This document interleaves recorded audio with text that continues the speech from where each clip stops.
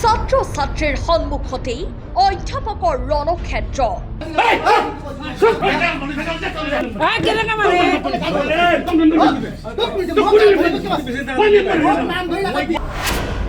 ইজনে সিজনক কৰিছে প্ৰহাৰ। মুখৰ পৰা ওলাইছে অবাইচ গালি গালাজ।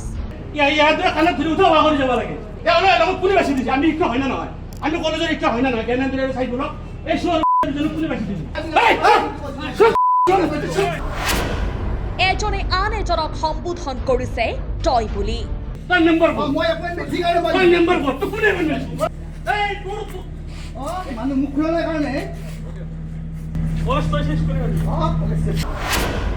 এয়া কোনো গৰু বজাৰত গৰু বেপাৰীয়ে কাজিয়া কৰা দৃশ্য নহয়।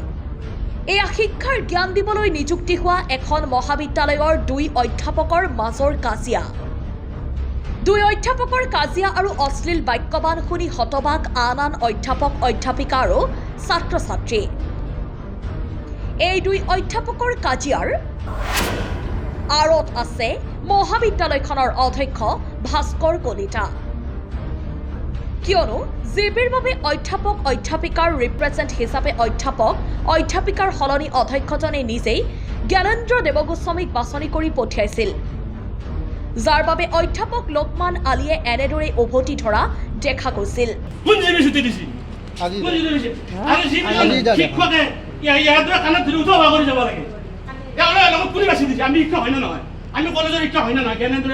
এই ভিডিঅ' এতিয়া সামাজিক মাধ্যমত ভাইৰেল হৈ পৰিছে।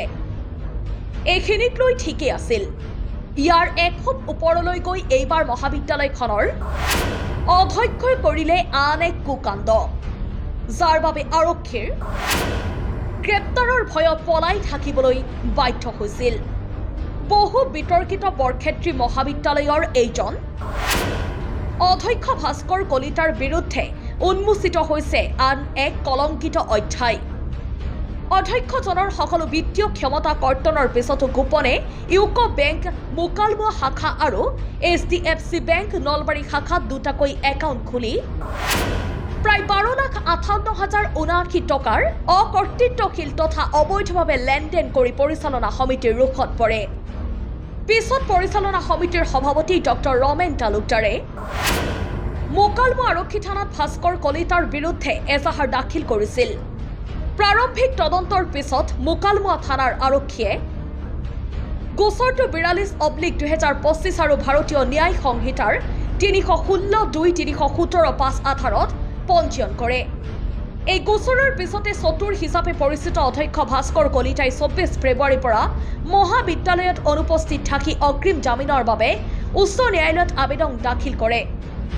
সেইমৰ্মে AB/483/2025 নঙৰে মহামান্য গুৱাহাটী উচ্চ ন্যায়ালয়ে এটা কেছ ৰেজিষ্টাৰ কৰিছিল। অৱশ্যে পিছত অগ্ৰিম জামিন লাভ কৰে কলিতাই। কিন্তু পৰিচালনা সমিতিৰ সভাপতিয়ে অধ্যক্ষৰ এই তথ্যসহ উচ্চ শিক্ষা সঞ্চালকালয়ত অভিযোগ দাখিল কৰিছে। জানিব পৰা মতে বিতৰ্কিত অধ্যক্ষ ভাস্কৰ কলিতাৰ বিৰুদ্ধে এইটো পঞ্চমটো গোচৰ। উল্লেখযোগ্য যে পলাতক তথা বৰ্তমান জামিনত থকা ভাস্কৰ কলিতাৰ এই কুকৰ্মৰ বিষয়টোৱে বৰক্ষেত্ৰী মহাবিদ্যালয়ৰ শিক্ষক কৰ্মচাৰী ছাত্ৰ ছাত্ৰী আৰু অভিভাৱকৰ মাজত প্ৰভাৱ পৰিছে। উল্লেখ্য যে বৰ্তমানৰ পৰিচালনা সমিতিখনৰ সভাপতিজনক লৈও এতিয়া অসন্তুষ্ট ছাত্ৰ ছাত্ৰী তথা অভিভাৱক। কিয়নো এইজন সভাপতি পূৰ্বে মহাবিদ্যালয়খনৰ ভাৰপ্ৰাপ্ত অধ্যক্ষৰ দায়িত্ব লাভ কৰিছিল। তেওঁ অধ্যক্ষ হৈ থাকোঁতে মহাবিদ্যালয়খনৰ ব্যাপক খেলিমেলিৰ বাবে ছাত্ৰ ছাত্ৰীয়ে কথাতেই আবদ্ধ কৰি বাহিৰৰ পৰা তলা লগাই প্ৰতিবাদ কৰিছিল। পিছত স্থানীয় আৰক্ষীয়েহে অধ্যক্ষজনক উদ্ধাৰ কৰিব লগাৰ দৰে পৰিৱেশৰ সৃষ্টি হৈছিল। আৰু এই একেজন ব্যক্তিকেই তথা গুৱাহাটীৰ মালিগাঁৱৰ নিবাসী ডক্টৰ ৰমেন তালুকদাৰ মহাবিদ্যালয়ৰ পৰিচালনাৰ সভাপতিৰ দায়িত্ব দিছে, যাৰ বাবে এতিয়া অধ্যক্ষ আৰু সভাপতিজনৰ মতানৈক্যৰ বাবেই মহাবিদ্যালয়খনৰ পৰিৱেশ বিনষ্ট হৈছে।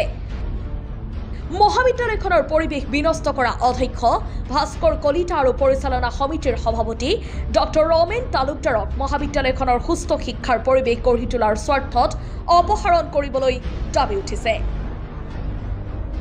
Bureau report reporter any Guwahati.